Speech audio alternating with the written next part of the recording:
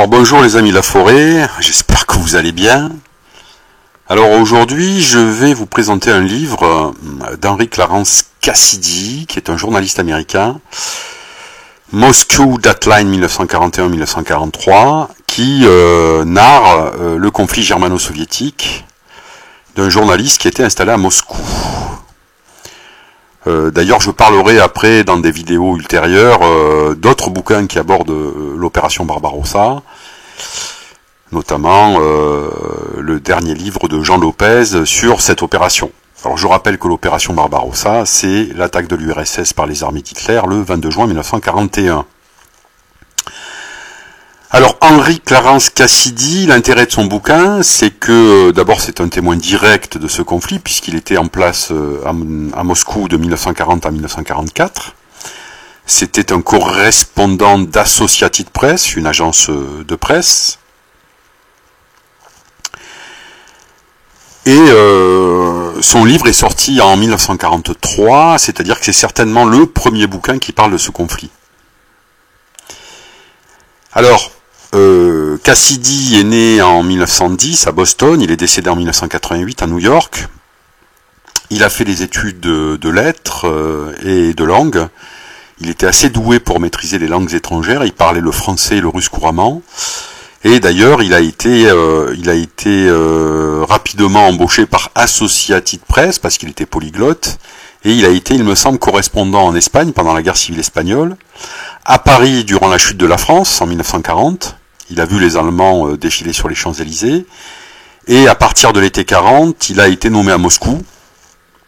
Donc il a été véritablement au cœur de l'histoire de l'entre-deux-guerres. Et il était là chaque fois que ça bardait. Alors son livre est intéressant parce qu'il est sur place. Et il évoque notamment le petit groupe d'étrangers qui vivaient à Moscou entre 1940 et 1943. C'est-à-dire les diplomates et les correspondants des grands journaux étrangers, qui vivaient un petit peu dans une bulle. Moscou à l'époque, c'était pas une ville très sexy. Vous vous rendez bien compte que sous Staline, c'était une économie de la pénurie et il y avait quand même, c'était pas une ville, je dirais, où on s'amusait énormément. Et donc il parle de ces soirées entre diplomates. Les après-midi, les mardis après-midi chez Madame Gafenko, qui était la femme de l'ambassadeur roumain, par exemple, Grégoire Gafenko, qui avait été ancien ministre de son pays, mais qui avait été écarté lors de l'alignement de la Roumanie sur l'Allemagne, qui avait été exilé à Moscou, c'est pas mal quand même, ambassadeur à Moscou, et qui, après la fermeture de l'ambassade de Roumanie lors de l'attaque allemande, puisque les Roumains ont aussi participé à l'attaque de l'URSS, il s'était exilé aux États-Unis et avait même écrit un bouquin en fait sur ses années d'ambassadeur en Union soviétique. Et par la suite, il avait même été un militant des États-Unis d'Europe. Alors il y a la description du monde des diplomates. On a l'italien Augusto Rosso qui est l'ambassadeur italien qui pense plus à jouer au poker avec les Américains, qui a travaillé sur l'URSS. On a aussi la légation américaine qui est dirigée par Lawrence Steinhardt et qui dispose d'une datcha près de Mojaisk qui est très prisée par les autres diplomates. Mojaisk où il y aura des combats par la suite. On a une description de ce petit monde, quoi. On a aussi le petit monde des correspondants de presse que je connaissais assez mal en fait. Et c'est un peu l'intérêt de ce livre, c'est qu'on pénètre avec Cassidy dans ce monde des correspondants étrangers qui en fait vont narrer le deuxième conflit mondial et vont alimenter notamment la presse anglo-saxonne et plus particulièrement américaine. On a par exemple quelqu'un comme Henry Shapiro qui représente United Press, qui a été nommé à Moscou en 1939 et qui est parti du RSS en 1973. Il est resté 34 ans correspondant à Moscou pour United Press, c'est un record. On a quelqu'un comme Larry Lossier, par exemple, qui travaille pour CBS et qui va alimenter les célèbres émissions radiophoniques d'Edward Murrow, qui sont suivies par des dizaines de millions d'Américains à l'époque, qui narrent le second conflit mondial. On a aussi Harold King, qui lui travaille pour l'agence Reuters, qui est célèbre pour avoir couvert la bataille de Stalingrad, mais aussi le jour J, qui est connu aussi pour avoir suivi le général de Gaulle à une certaine époque, et d'ailleurs il sera proche du général de Gaulle, et il sera surtout, il dirigera l'agence Reuters à Paris de 1944 à 1967. Ou alors on a aussi un Walter Kerr qui est le représentant du New York Times et qui a écrit un livre dès 1944 sur l'armée rouge. Peut-être le premier bouquin en fait anglo-saxon sur l'armée soviétique. Et il y en a beaucoup d'autres de correspondants. Alors tous ces correspondants se connaissent, commandent l'actualité, vont à la pêche aux informations. C'est très difficile parce que évidemment le pouvoir soviétique est très secret.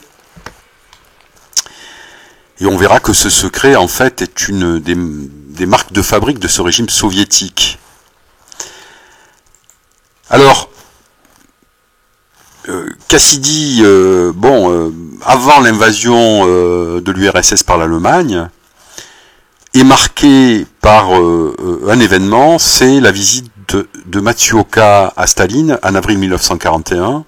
Matsuoka, c'était le ministre des Affaires étrangères japonais. Et en avril 1941, il va aller à Moscou pour signer un traité de non-agression avec l'URSS de Staline. Alors c'est un traité que globalement on a oublié. On pense toujours au traité germano-soviétique d'août 1939 qui a permis à l'Allemagne d'attaquer la Pologne sans craindre une guerre sur deux fronts. Mais on oublie toujours en fait ce traité nippo-soviétique d'avril 1941, qui a grandement en fait soulagé les soviétiques, puisque évidemment Staline avait peur d'un conflit sur deux fronts, contre les Allemands à l'ouest, ce qui va arriver 2 mois après, et il avait peur évidemment que les Japonais attaquent la Sibérie.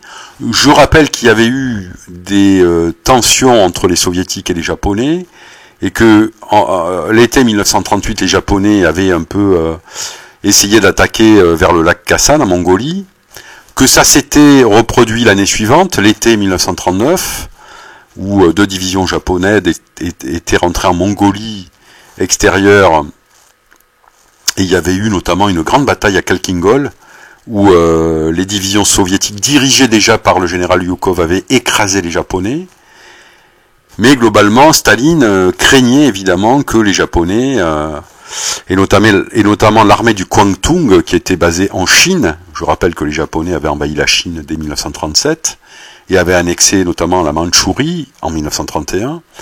Et donc il y avait toujours cette tentation pour l'armée japonaise de Chine, qu'on appelait l'armée du Kwantung, de se diriger vers la Sibérie, qui avait toujours été une région qui avait attiré les Japonais, même pendant la guerre civile russe, dès 1918.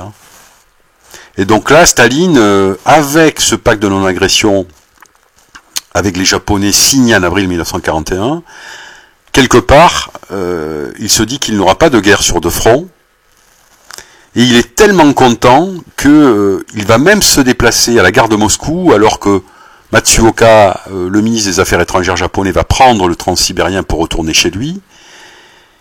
Il va venir le saluer avec Molotov, et ça Cassidy le raconte, puisqu'il était à la gare de Moscou, et il a vu cette scène hallucinante du petit père des peuples serrer dans ses bras Matsuoka, lui tirer un palot quasiment, pour le remercier d'avoir signé ce traité. Pour vous dire le soulagement de Staline et l'importance que Staline portait à ce traité de non-agression avec les Japonais. Il a eu le nez creux, Staline, puisque 2 mois après, l'Allemagne allait attaquer l'URSS. Et juste après, d'ailleurs, après avoir embrassé quasiment le Nippon, il va interpeller un attaché militaire de l'ambassade d'Allemagne, Hans Krebs, pour lui dire nous resterons amis. Donc là, cette scène incroyable, puisque à l'époque, et Cassidy nous le dit, Staline apparaissait très peu en public. C'est quelqu'un qui restait confiné dans ses bureaux dans le Kremlin et qui n'apparaissait quasiment jamais. Donc cette scène avait vraiment marqué Cassidy. Alors, Cassidy évoque aussi le mystère un petit peu de l'État soviétique. C'était un État qui était très secret, très fermé déjà aux étrangers, même s'il y en avait à Moscou, par la force des choses, les légations diplomatiques et puis les correspondants étrangers. mais il était très difficile de recueillir des informations sur l'armée rouge, par exemple. Ça, c'est Cassidy qui le dit. Il prend l'exemple d'un attaché militaire américain qui avait essayé de savoir quelle était la solde d'un soldat de l'armée rouge. Il n'avait pas réussi à trouver l'information, quoi. Donc, même pour ceux qui sont à Moscou, il était très difficile, en fait, de connaître la puissance réelle de l'armée rouge. Et malgré la qualité des fonctionnaires de l'ambassade d'Allemagne, qui sont dirigés par le comte von den Schulenburg, qui est en photo là, à côté de Ribbentrop, de Staline et de Molotov, où il y avait par ailleurs de fins connaisseurs de l'URSS, comme Gustav Hilger, qui est un attaché de l'ambassade d'Allemagne, qui est un Allemand qui est né en Russie, qui parle couramment le russe, et qui a été la cheville ouvrière du pacte germano-soviétique. Malgré la qualité des fonctionnaires allemands qui étaient en poste à Moscou, ces fonctionnaires n'ont pas pu percer véritablement la puissance de l'armée rouge. C'est une des causes d'ailleurs de l'échec allemand en URSS en 1941. C'est cette méconnaissance de l'armée soviétique. Les services secrets allemands avaient complètement sous-évalué la force de l'armée rouge. Et d'ailleurs, dans un discours du 3 octobre 1941, Hitler avoue que ces services de renseignement ont sous-évalué en fait cette puissance de l'armée rouge. Alors après, le Führer alors je ne sais pas si cette citation est apocryphe, mais juste après Barbarossa, après la bataille de Smolensk, il me semble, Hitler avait dit que s'il avait su que l'armée rouge disposait de tant de chars, certainement il n'aurait pas attaqué, ou il aurait hésité à attaquer. Il faut savoir qu'à l'époque, l'armée rouge possède 20 000 chars. Alors certes, vous allez me dire beaucoup de chars périmés, mais malgré tout, il y avait 15% de chars qui étaient modernes, les T-34 et les KV, ce qui fait quand même 3000 chars modernes. On peut dire que l'armée rouge avait plus de chars en fait que toutes les armées du monde réunies. Donc cette réalité de la puissance de l'armée rouge, elle était totalement méconnue. Alors, bon, pour Cassidy, cette sous-évaluation de l'armée rouge par les diplomates allemands en place à Moscou, lui, il pense que ces diplomates, en fait, sont allés dans le sens du dictateur d'Hitler pour ne pas le fâcher, pour ne pas le heurter. C'est un peu le problème avec les dictateurs, c'est que globalement, ils sont composés de courtisans qui ne veulent pas fâcher le dictateur, parce qu'ils tiennent à leur vie. Ça a été la même chose à propos des bureaucrates soviétiques qui, d'une certaine manière, flattaient Staline et qui allaient dans son sens en le confortant dans l'idée que les Allemands n'allaient pas attaquer. Ce qui était un peu totalement absurde, puisque, et Cassidy le dit, à Moscou, parmi les diplomates en place, avant le conflit, avant juin 41, tous les diplomates et tous les correspondants de presse qui étaient présents pensaient que les Allemands allaient attaquer. Donc c'était un secret de polichinelle. Il n'y a pas besoin d'avoir l'information du maître espion de Staline, Richard Sorge, qui était en place au Japon et qui avait averti Staline de l'imminence de l'invasion allemande, pour savoir que les Allemands allaient attaquer. J'ai fait d'ailleurs une vidéo sur Sorge, je la mettrai dessous cette vidéo-là.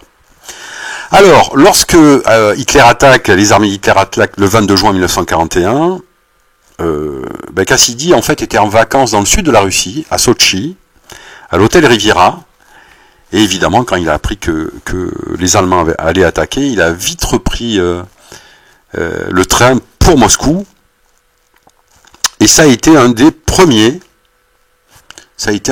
d'ailleurs à écrire un article sur ce conflit débutant entre l'Allemagne et l'URSS, un titre, des informations qui ont été reprises en fait par toute la presse internationale sous le titre « Ivan s'en va calmement en guerre ». Pour Cassidy, c'est le premier article d'un correspondant étranger sur cette guerre.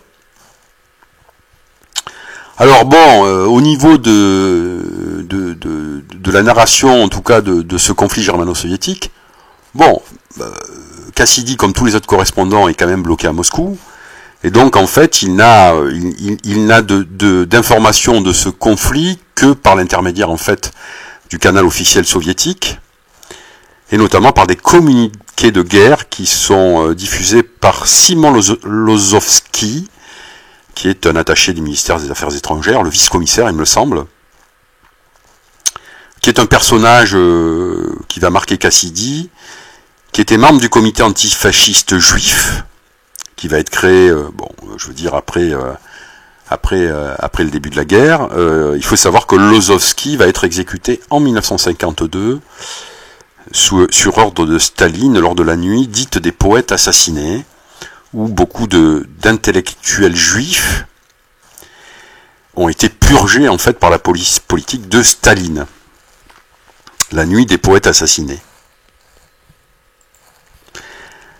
Alors, dans ce bouquin, Cassidy va reprendre va nous parler des batailles, notamment, évidemment, des premières batailles des frontières, de la bataille de Smolensk. Mais il y a une bataille dont il va parler, et que les autres historiens abordent très peu. C'est ce qu'il a appelé le bombardement de Moscou.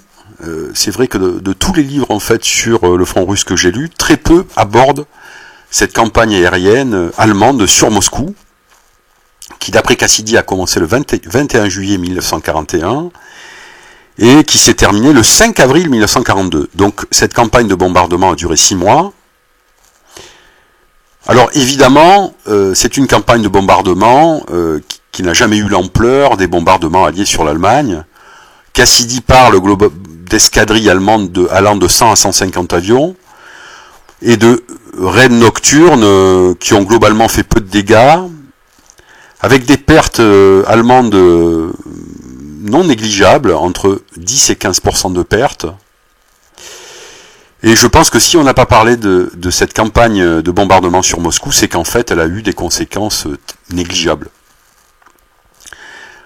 Il faut se rappeler que les Allemands ne disposaient pas de bombardiers stratégiques, ils avaient leur Henkel 111 et leur Junker 88 qui étaient des bombardiers moyens, mais ils n'avaient pas de forteresse volante, et donc évidemment, les bombardements étaient nécessairement très limités, en tout cas dans leur impact. Mais il raconte Cassidy, par exemple, un dîner au château Margaux en 1932 avec Philippe Jordan, qui était un journaliste anglais, dans la station du Palais des Soviets, alors que Moscou était bombardé, par exemple. Donc, cette campagne de bombardement, il y consacre un chapitre entier. Il nous parle aussi de l'invasion de l'Iran en août 1941, par les Soviétiques et par les Anglais, qui s'étaient entendus pour envahir l'Iran.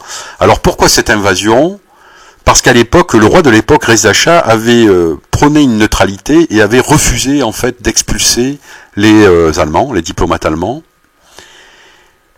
Et globalement, la position de l'Iran inquiétait les Soviétiques, notamment parce que l'Iran avait une frontière avec l'URSS, dans le sud de l'URSS, dans le Caucase, et que c'était une menace qui pesait en fait sur une région pétrolière. Et donc, en août 1941, les Anglais et les Russes vont envahir l'Iran. Le roi Reza Shah va abdiquer et va notamment donner le pouvoir à son fils, Mohammed Shah. Et son fils qui sera renversé par l'ayatollah Khomeini en 1979. Et il faut savoir d'ailleurs que l'Iran, on va appeler le corridor persique, va être très important pour le ravitaillement en fait de l'URSS par les Alliés, via la loi Lend-Lease. On va reparler de cette loi Lend-Lease qui fut votée le 11 mars 1941 et qui a permis aux États-Unis d'alimenter quasiment tous les pays qui combattaient contre l'Axe. Et ce ravitaillement va passer notamment par le corridor persan. Alors on a aussi la visite le 28 septembre 1941 de l'anglais Lord Beaverbrook et du représentant de Roosevelt, Avril Harriman, qui vont venir à Moscou pour négocier les livraisons alliées à l'URSS dans le cadre de la loi Prébaille, dont j'ai parlé. Cette conférence est appelée la conférence du caviar parce que Churchill, qui était friand de caviar, de la Caspienne, avait demandé à Beaverbrook de lui acheter du caviar. Il avait un budget de 25 000 livres, et il s'avère en fait que cette information avait fuité dans la presse anglaise, et qu'elle avait fait un peu scandale, puisqu'à l'époque, évidemment, les Anglais subissaient la pénurie au niveau de l'alimentation, et que que Churchill alloue 25 000 livres pour acheter du caviar, ça avait pas plu notamment au peuple anglais. Alors en octobre 41, avec l'avancée des Allemands vers Moscou, le personnel diplomatique et les correspondants étrangers vont être envoyés à Koubitchev dans l'Oural pour éviter évidemment que ils soient capturés si Moscou était prise. Mais je rappelle que Staline avait décidé de rester à Moscou. Alors là, Cassidy, nous évoque quelques mouvements de panique qui ont frappé la capitale soviétique à partir d'octobre 41, puisque l'offensive vers Moscou était lancée, l'opération Typhoon par les Allemands, que des scènes de panique, il y en a eu, avec des bureaucrates qui se sont barrés. Il raconte précisément qu'un soir, devant l'ambassade américaine par exemple, le milicien qui était en garde pour garder à l'ambassade américaine était parti. Mais globalement, on a le sentiment avec Cassidy que les autorités soviétiques ont plutôt maîtrisé la situation, et en tout cas que ces mouvements de panique ne se sont pas transformés en chaos. Et il narre aussi cette bataille de Moscou, avec un événement que je ne connaissais pas, c'est l'héroïque défense du général Panfilov, Ivan Panfilov, qui va se sacrifier avec 28 de ses soldats pour arrêter les Allemands devant Moscou. Et en fait, Panfilov et ses 28 soldats vont rentrer dans la légende de la Grande Guerre patriotique, et en fait, ils vont être narrés d'ailleurs par le cinéma soviétique et le cinéma russe. Ça, je connaissais pas en fait cet événement. Et dernièrement, il y a eu un film en 2016 sur les 28 de Panfilov qui sont rentrés dans la légende.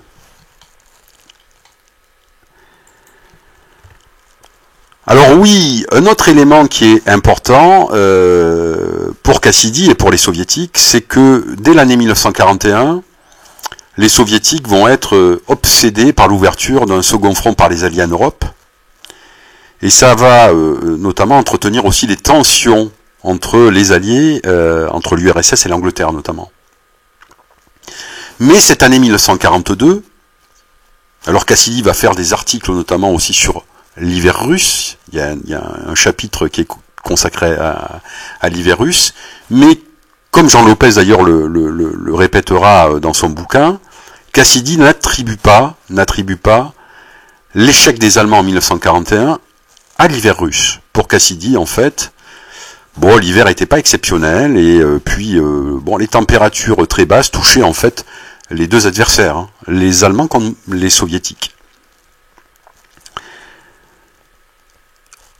Alors, les opérations en fait en 42, elles reprennent alors que Cassidy mangeait à l'Arakvi. Alors l'Arakvi, pour la petite anecdote, c'était le seul restaurant de Moscou qui était ouvert aux correspondants étrangers, et régulièrement Cassidy allait manger avec des amis du caviar, des tchaltchiks aussi. Alors j'ai regardé ce que c'était les tchaltchiks, c'était en fait c'est des brochettes de kebab. Oui, parce que l'Arakvi était un restaurant de spécialité caucasienne. Et donc régulièrement il était fréquenté par les étrangers de Moscou, et c'est là qu'il apprend en fait que les Allemands avaient attaqué en Crimée en mai 41. Alors je sais pas s'il se trompe sur les dates, parce que si on regarde en fait l'offensive allemande sur la Crimée, normalement elle commence en juin 41.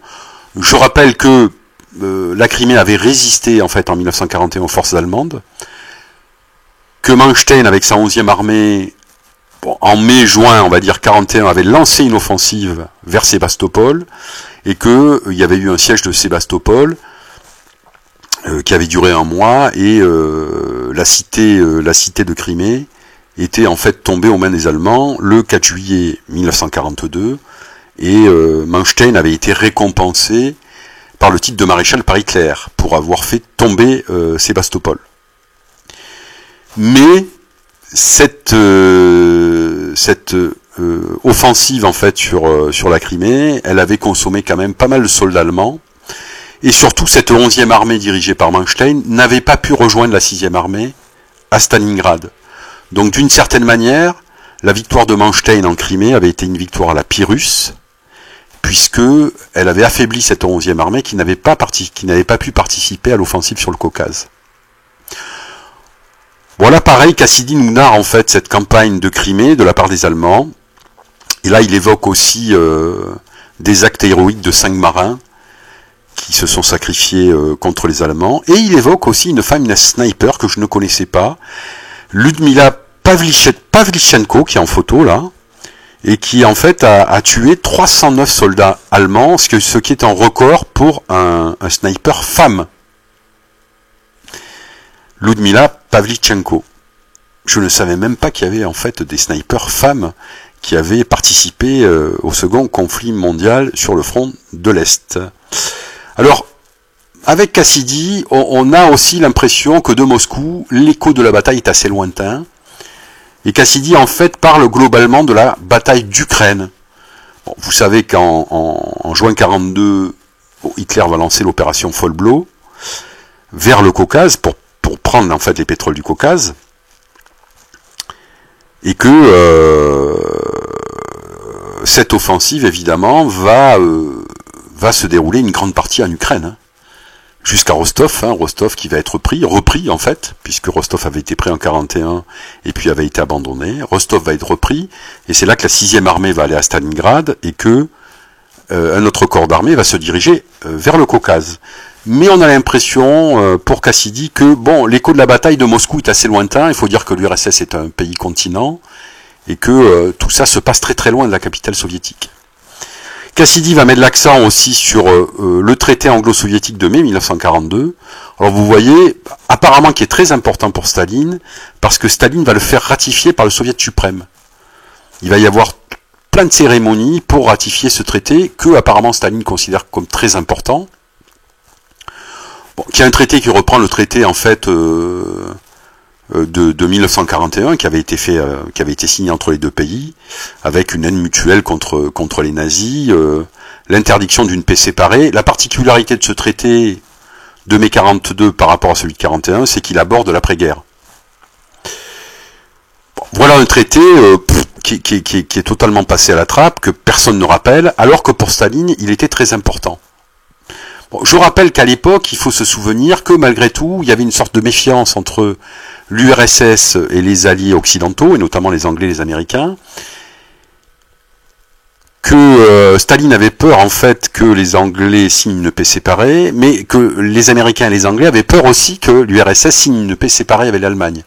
On a oublié en fait cet aspect-là des relations entre les alliés, qui était assez tendu à cause de ce second front. Alors en août 42, Churchill fait un voyage à Moscou. Alors Cassidy évidemment raconte toutes les cérémonies le soir et toutes les agapes entre Churchill et Staline. Je peux vous dire qu'il fallait sacrément supporter l'alcool pour tenir le rythme, parce que ça picolait sec. Il y avait des dizaines et des dizaines de toasts à la vodka. Et franchement, heureusement que Churchill était quasiment un alcoolique, parce qu'autrement je pense qu'il serait tombé raide. Mais ce qui est assez marrant, c'est que Cassidy dit que quand Churchill est arrivé en fait à Moscou, il a fait son fameux V de la victoire, mais qu'en fait le V a été mal compris par les soviétiques, en tout cas par la population soviétique, parce que victoire en russe ça se dit Popieda, et donc en fait lorsqu'il a fait son V, les soviétiques ont cru que le V signifiait les deux fronts. Toujours ces deux fronts en fait qui pourrissent un peu les relations entre les alliés contre Hitler. Et c'est vrai que bon. Pour Staline, ce second front, c'est vraiment, il est obsédé par ce second front. Et à l'époque, Harriman, l'envoyé de Roosevelt, accompagne Churchill en août 42. Et Harriman a cette réflexion qui est pas bête, c'est qu'à l'époque, en fait, les Américains avaient envoyé leurs troupes vers les îles Salomon, qui avaient eu la bataille de la mer de Corail. Première bataille en fait où les porte-avions se sont fightés sans se voir, et Harriman avait dit mais en fait nous les Américains nous avons ouvert un front dans la mer de Corail, dans la zone des îles Salomon, et que nécessairement ça va détourner les Japonais de la Sibérie. Il avait pas tort d'ailleurs Harriman. Mais enfin bon, les soviétiques étaient guère convaincus, et d'ailleurs après le départ de Churchill, il y avait eu une campagne un peu anti-anglaise dans la presse soviétique, dans la Pravda, puisque les soviétiques avaient parlé de l'affaire Hess. Je rappelle que Rudolf Hess, qui était globalement dans l'entourage d'Hitler à l'époque, en mai 41, était parti dans un avion vers l'Angleterre, apparemment tout seul. Enfin, moi je suis persuadé que c'est une opération solitaire. Bon, qu'il avait sauté en parachute dans la lande écossaise et qu'il voulait rencontrer Lord Hamilton pour négocier une paix avec les Anglais. Bon, tout ça est assez fumeux, mais Hess en fait avait donc été capturé par les Anglais qui l'avaient emprisonné. Et les Soviétiques étaient mécontents parce que après l'entrée en guerre d'Hitler contre eux, je rappelle quand même que jusqu'en juin 41, le fait que Hess soit le prisonnier des Anglais ne gênait pas les Soviétiques. Mais là, en fait, les Soviétiques reprochaient aux Anglais de ne pas juger Rudolf Hess, qui était considéré comme un criminel de guerre par les Soviétiques. Et ils se demandaient, ces Soviétiques, si Hess, en fait, n'était pas une sorte de diplomate, qui avait le statut diplomatique. Donc ils reprochaient aux Anglais, globalement, le fait qu'ils ne jugent pas Hess. Alors, bon, Hess sera jugé lors du procès de Nuremberg en 1946 et il sera condamné à la prison à vie. Alors il y a aussi cette visite de Wendell Willkie aux Soviétiques en septembre 1942, visite un peu bizarre puisque Willkie avait été l'adversaire malheureux de Roosevelt pour les élections présidentielles de 1940. Mais ça illustrait le fait que Roosevelt essayait de maintenir de bonnes relations avec Staline. Toujours pareil, il y avait toujours une méfiance entre les Alliés et Roosevelt voulait rassurer les Soviétiques, notamment sur les livraisons dans le cadre du Lend-Lease. Alors ce deuxième front, quelque part, il a été ouvert. Alors je rappelle que les Américains, au début, après décembre 1941, lorsqu'ils sont rentrés dans la Seconde Guerre mondiale, ils avaient le projet de débarquer en Europe en 1942 via l'opération Sledgehammer. Bon, Cassidy dit que, évidemment, ce projet était trop ambitieux, et bon, on sait que Churchill était plutôt partisan d'une stratégie périphérique. Il pensait que c'était trop tôt pour débarquer en 1942. À ce titre, je pense qu'il avait raison. Mais quand même, les Alliés vont créer un second front en Afrique, avec l'opération Torche, en débarquant le 8 novembre 1942, en Afrique du Nord. Ce qui allait amener quand même à la capitulation des troupes de l'Axe en mai 1943 en Afrique du Nord. Et puis, par effet ricochet, à la chute de Mussolini. Alors Cassidy, il a eu quand même un petit fait d'armes, c'est qu'il va écrire 2 lettres. Une lettre le 2 octobre 42 et une autre le 12 novembre 42 à Staline. Alors Cassidy dit qu'en général, bon, quand on demandait des interviews en fait au petit père des peuples, il n'y avait pas de réponse. Quand on lui envoyait des lettres avec des questions, il n'y avait pas de réponse. Et là, curieusement, les 2 lettres, celle du 2 octobre et celle du 12 novembre, vont avoir des réponses écrites de Staline. Ce qui est quand même incroyable, et ce qui a fait de Cassidy une petite star locale à Moscou parmi les correspondants.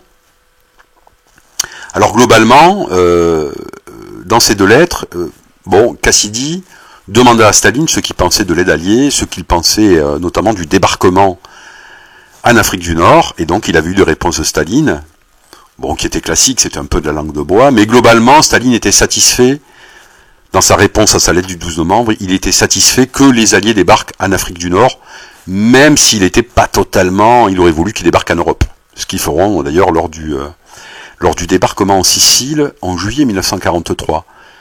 Beaucoup de monde pense au D-Day, au débarquement en Normandie, le 6 juin 1944. Ils pensent que c'est le premier débarquement en Europe. Non. Il y a eu un débarquement des troupes alliées en Sicile, en juillet 1943, qui vont entraîner la chute de Mussolini. Et d'ailleurs, ces 2 lettres qui ont eu une réponse de Staline ont été un argument marketing pour vendre le livre que j'ai de Moscou 41-43. Alors je rappelle que ce livre en fait n'est plus disponible en français. Bon, moi j'ai une édition en français qui est très vieille, que j'ai acheté chez un bouquiniste. Le livre de Cassidy n'est disponible qu'en anglais. Je crois que par Kindle il est à 2,50 € quoi. Donc en fait, les deux lettres de Staline que Staline a envoyées à Cassidy, c'est un argument marketing pour vendre ce livre, qui parle de 2 lettres inédites de Staline. Donc voilà, voilà le compte rendu du livre de Cassidy. Alors, bon, moi je l'ai trouvé assez intéressant parce que on a une vision un peu décentrée en fait du conflit. Moi j'ai souvent lu en fait des ouvrages généraux sur Barbarossa, d'historiens, et là on a le témoignage de quelqu'un qui vivait sur place.